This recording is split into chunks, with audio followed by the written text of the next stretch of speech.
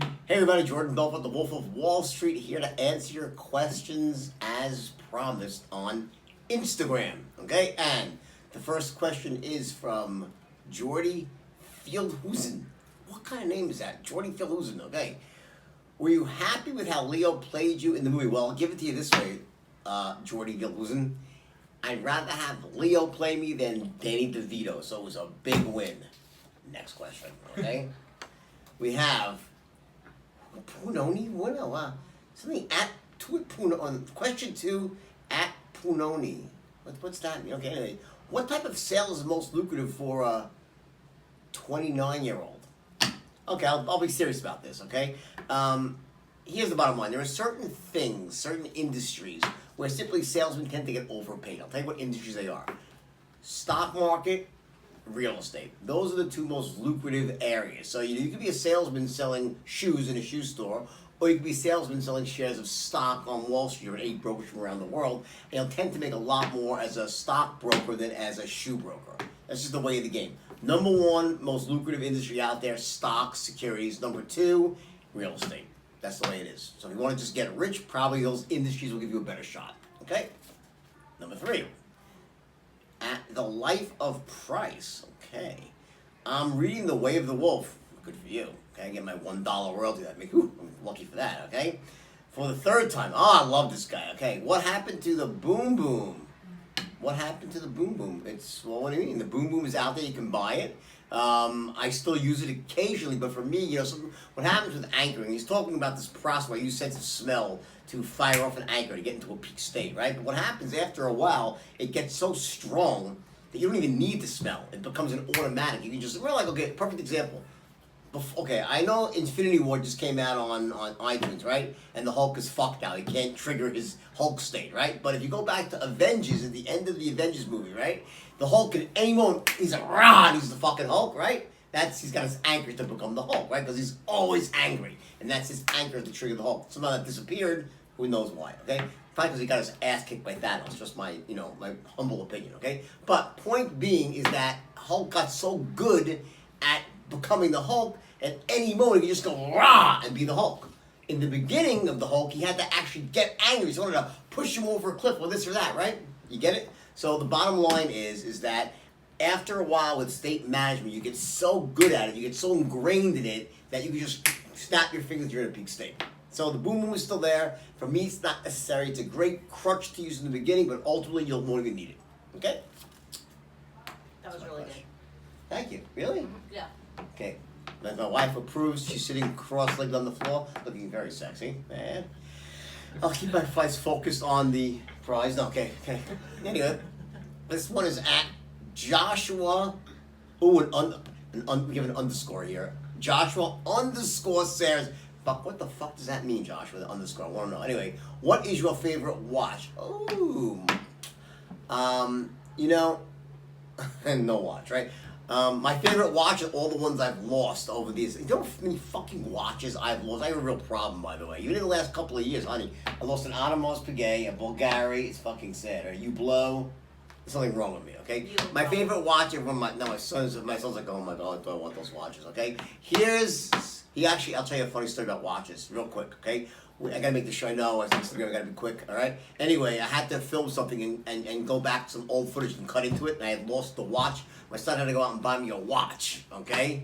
Long story, a Bulgari. So I have a new favorite watch, probably, listen, I love Patek Philippe. Always love Patek Philippe. The one I wear sporty is Bulgari because it's thin, a little more understated, but I love Patek too, okay? Joshua, the underscorer. Okay. It's from Beaumont. When am I getting my weights back? Okay, we have this issue in the house, okay? He's got these 20-pound dumbbells. Nothing for a guy like me, okay, just so you know. But he needs the 20-pound dumbbells because he's not as strong as me, okay? So every day I go and steal the dumbbells out of his room, and so I go at night out of my room. Like, where the fuck he comes and takes them back to me without telling me, right? There's like things going back and forth, right? Then somehow he dropped in my room now the pink 2-pound weights for my wife. He replaced those with 2-pound fucking weights in my room, okay? You will die for that, okay? I will break you bone one, okay? Okay? Honey? From your loins, okay? Ready? Ben Eves. What the fuck? At Ben Eves. How often do you record? Listen, I'm telling my team, because now I'm on a mission to go out there and really, use the social media platform to really get my message out there. Because for a few years I was tied with one company doing consulting, right? That ended up to be an amazing experience. Biggest score ever for me, but now I'm back in black, okay? I record now every single day, and it's something I love doing, actually, okay? But again, in the past, it'd be once or twice a week. Now it's every single day. Mateo Chapa, another fucking underscore, jeez. Mateo underscore Chapa. How can I find my passion? Listen, here's the deal. It's a kind of odd question. I mean, how do you find your passion? What makes you passionate? What turns you on? What would you do for free? That's the question. What would you do if money was not an object? What would you do all day long that turn you on and get you going? Harder than finding your passion is learning how to monetize your passion. And that's my expertise. That's what I really help people do, is show them how to monetize your passion. And almost always, in some shape or form, you can do that once you know the rules of entrepreneurship, and most importantly, how to close the deal, and also how to go out there and market yourself, right? So finding a passion, buddy, that shouldn't be that difficult to do. Figure out what is that really turns you on. Ask yourself this question: what would I do for free? All day long, just I love doing it. That's your passion, okay? And then you figure out how to monetize that. If you can't monetize that, then make money at something else that's easier to monetize. And then once you get rich, retire and live your passion, okay? That's the pragmatic approach, okay?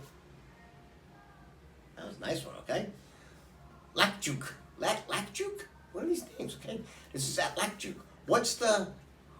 I'm getting fucked. My eyes are going. What's the best advice you have for a 14-year-old kid to be successful in the stock market? Woohoo!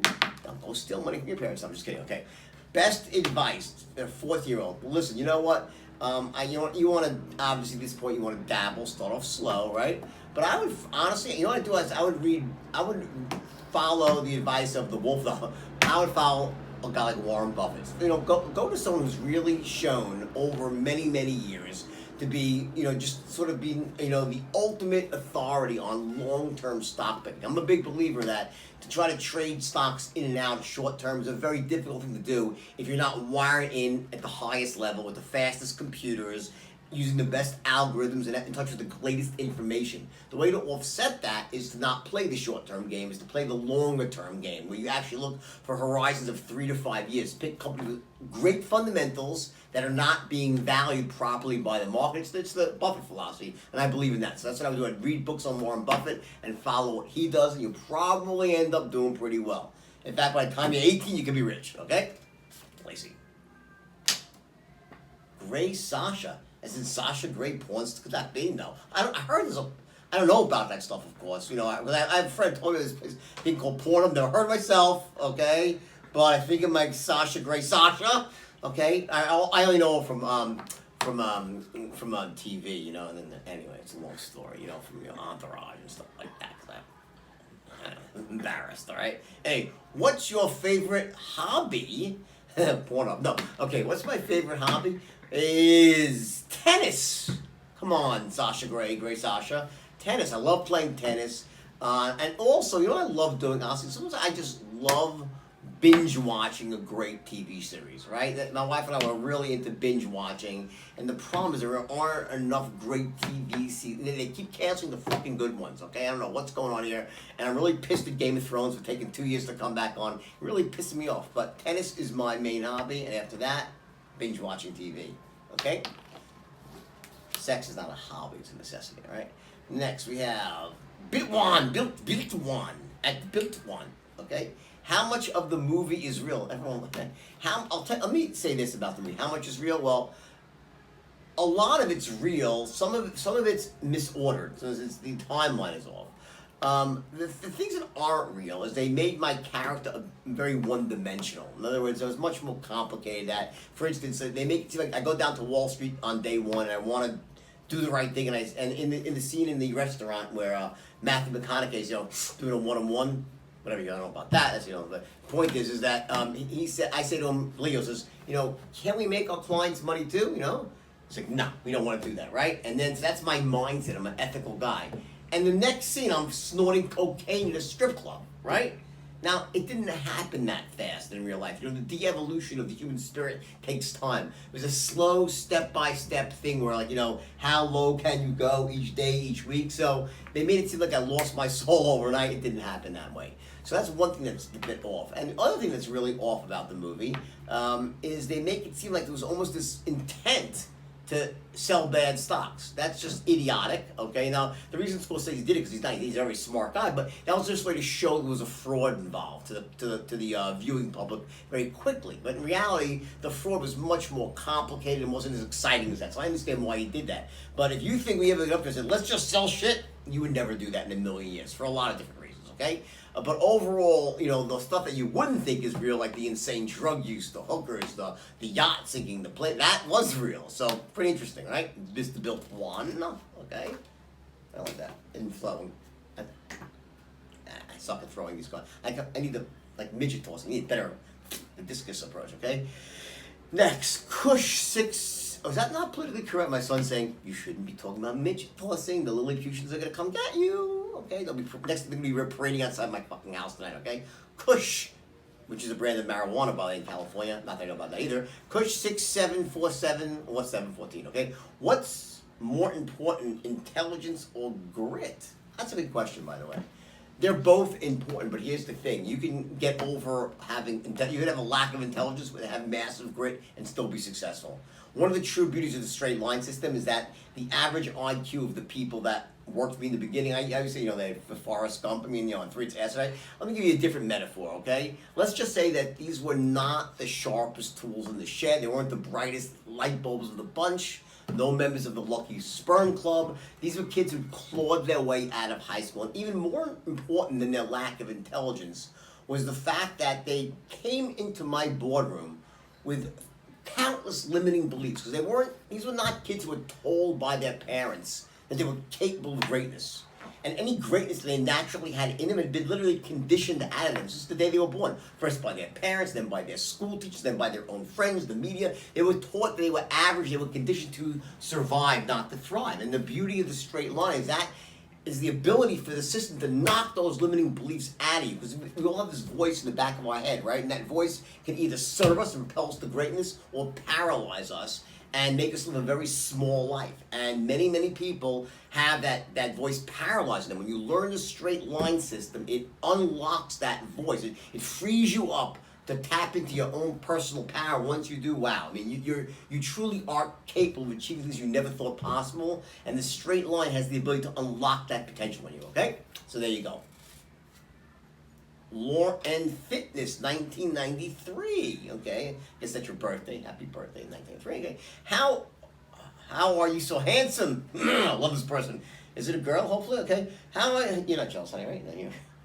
She's like, no. Okay, how are you so handsome? Plastic surgery now. Okay. Check your DMs for a nice, nice message on Instagram. Well, I want to thank you. You know, it's really nice when you get to be my age. By the way, I'm 56 years old. I look pretty good, considering all the drugs I've consumed. Right? You think I look like Keith Richards from the Rolling Stones? I'd be fucking wobbling around. But I think the secret to my success was I wasn't really a big drinker of alcohol. So I always prided myself on being a responsible sort of drug addict. You know, I mixed and matched my drugs in a perfect way. It was like a petri dish, my body, and I sort of balanced everything out in a perfect fashion. This is the result, okay? But I am not pro-drug. I'm anti-drug. They almost destroyed my life. Not a laughing matter, but though it is a laughing matter, okay? Anyway. Discus throw. There we go. Okay. Next, Varan TD. Considering you're in the 24/7 world of finance, how did you manage your stress? Drugs? No. Okay. Those two questions are very much like poorly. Okay. How did I manage my stress? Here's the thing. What stresses me out is not lots of business and activity. What stresses me out is a lack of it. I thrive on action and quick decision making and tough decision making and managing lots of people and having a lot of responsibility weighing on me. What disempowers me is when that disappears and I'm not being vital. You know, we all have these values in life, and everyone's values are different. We have values that are sort of our towards values. You know, what do you go towards? What are your highest values? We have away values. My towards values, my highest values are number one, providing for my family. That's the number one thing for me. It matters far more to take care of my family than myself, all right? That's number one. Number two is to feel vital. that I'm doing things that are exciting and helping a lot of people, seriously, and I'm being vital in my own life. When those things are not present, I feel stress. I feel uncomfortable, and I act to change it. And here's the secret. So, everyone's values are different. There are some people who are deadbeat dads, and they don't give a fuck about their families, right? So it's not like everyone's values are the same. There are other people who lots of responsibility will just shatter them. The key is that once you know what your values are, both your towards values and your away values, the secret to your success is to learn how to use that to propel yourself to greatness. So if I'm feeling stressed out and I can sort of laser guide in what really is it that's bothering me, if I'm not hitting and it's going to be problems, I'm not hitting my values, my highest values, I take actions to make sure that I go towards my values. I don't let it paralyze me.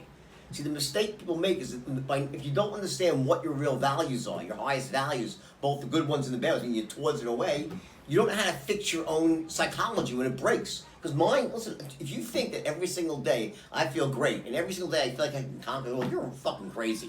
I have down days too. I really do. I have up days, I have down days. What I've been able to do, though, one of the secrets to success is to use your down days to propel you to greatness. Is to not let them paralyze you and become your story. That's the difference. I don't let it become my story. I can feel bad inside. I can feel defeated inside. I can feel like the world is against me. I can feel sorry for myself even, right? But I don't let it become my story. I mean, my reason why I can't get what I want in life. I won't let that happen to me, and you should not let that happen to you. Okay, yes, you can feel all the bad feelings you want, and you should. We're human beings, you can't control how you feel. What you can do is control how you act on them. I will not let my negative feelings disempower me. I will move towards them. I'll walk into my fears, and I'll fucking crush them. And that's what you gotta do too. And we'll end it like that. Talk to you again soon.